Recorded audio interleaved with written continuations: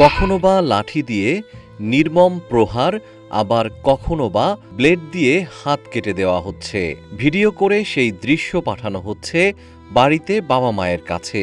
এভাবেই দিনের পর দিন নির্মম নির্যাতনের শিকার হচ্ছেন ৩২ বছরের যুবক আসাদুল বখতিয়ার।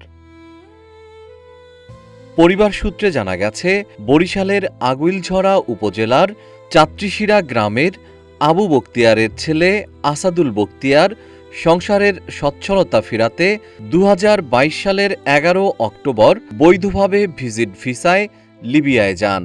আত্মীয় ইরফান সর্দারের মাধ্যমে তিনি লিবিয়ার আনজারা শহরে গিয়ে একটি টেইলার্সের দোকানে কাজ শুরু করেন। সেখানে কাজ করে প্রতি মাসে ২০ থেকে ২৫ হাজার টাকা দেশে পাঠাতেন। ফেব্রুয়ারি মাসের ৯ তারিখ ভোররাতে বাসা থেকে ৫-৬ জনের একটি সশস্ত্র মাফিয়া দল আসাদুলকে জোরপূর্বক তুলে নিয়ে যায়। পরে একটি গোপন আস্তানায় নিয়ে হাত পা বেঁধে উল্টো করে ঝুলিয়ে মারধর করা হয়।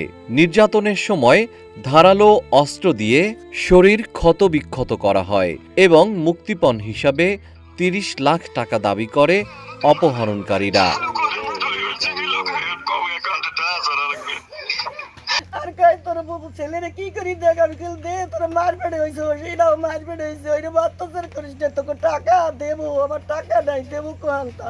আসাদুলের পরিবার জানায়, নির্যাতনের এক ভিডিওতে আসাদুল নিজেই পরিবারের কাছে কাঁদতে কাঁদতে জীবন বাঁচানোর আকুতি জানান।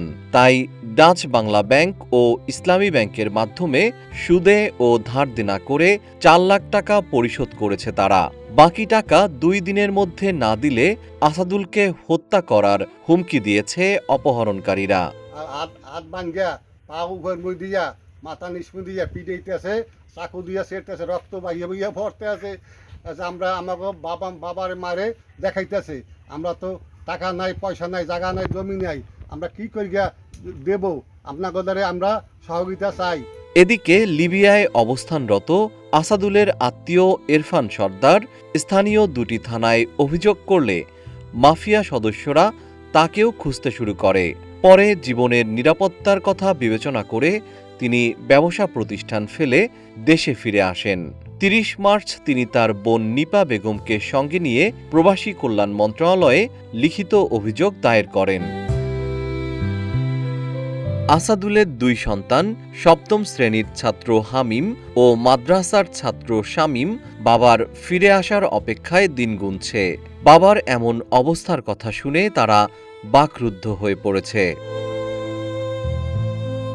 এ বিষয়ে আগুইলঝাড়া উপজেলা নির্বাহী কর্মকর্তা লিখন বণিক বলেন, লিবিয়ায় এক যুবক অপহরণের বিষয়টি গণমাধ্যমের মাধ্যমে জেনেছি।